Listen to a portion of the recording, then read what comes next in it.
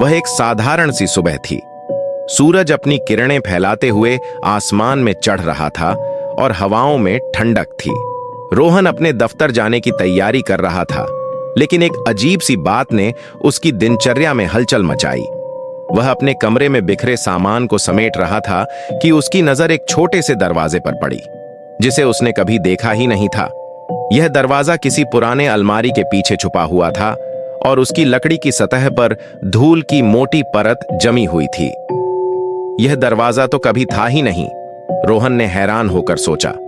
वह धीरे धीरे उस दरवाजे के पास गया और उसे खींचने की कोशिश की। पहले तो वह हल्का सा हिला, फिर एक जोर से खींचते ही वह खुल गया। अंदर एक अंधेरा सा कमरा था।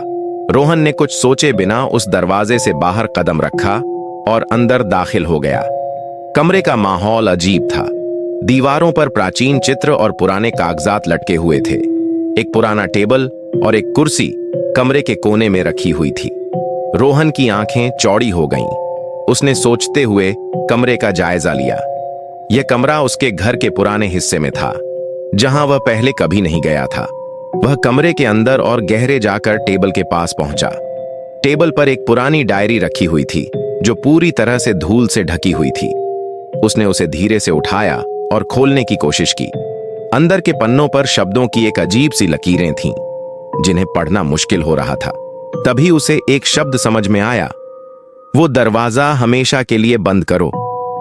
यह शब्द पढ़ते ही उसका दिल अचानक तेजी से धड़कने लगा। वह डर से कांपते हुए कमरे में इधर उधर देखने लगा। तभी उसकी नजर एक अजीब सी चीज पर पड़ी।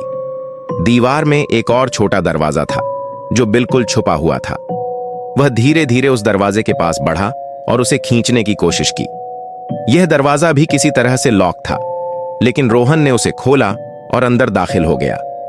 अंदर एक अंधेरी गुफा जैसी जगह थी।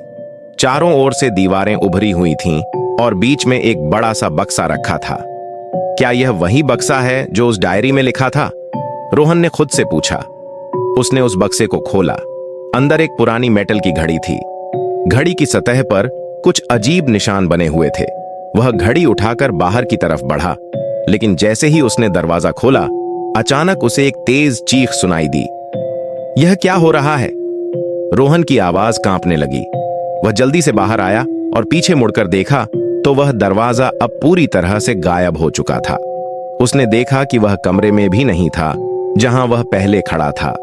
वह अब उसी पुराने कमरे में वापस लौट आया था और दरवाजा पूरी तरह से बंद हो चुका था। रोहन हड़बड़ाते हुए बाहर की ओर भागा, लेकिन वह जानता था कि उसने जो कुछ भी देखा था वह असली नहीं हो सकता। वह घड़ी उसकी जेब में थी और उसे देखकर एक खौफनाक सोच उसके मन में गूंजने लगी। क्या वह किसी समय के बीच में फंस गया था? आखिरकार वह घड़ी उस दरवाजे से जुड़ी रह गई और रोहन के जीवन में वह एक रहस्य बनकर रह गई। क्या वह उस गुप्त दरवाजे से बाहर निकलने का रास्ता खोज पाएगा? यह सवाल उसे हमेशा परेशान करता रहेगा।